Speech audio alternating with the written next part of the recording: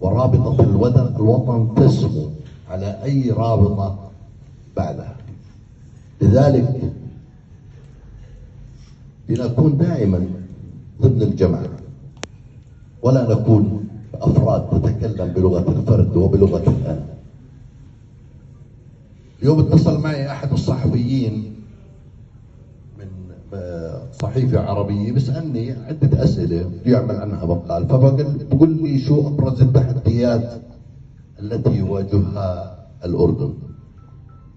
قلت له أبرز التحديات وكلكم تعرفوا: الأمن الاجتماعي، البطالة، ارتفاع الأسعار، الضرائب، الأمن الغذائي، الأمن المياه، الأمن المائي.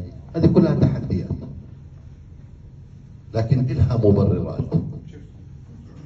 وبنفس الوقت بما أنه عندنا وسائل قد تضعف بدن هذه الدولة مؤقتا، لكن عندنا من الوسائل ما قد يقوي هذه البدن ويجعله تتكسر على ضفافه كل الأشرعة.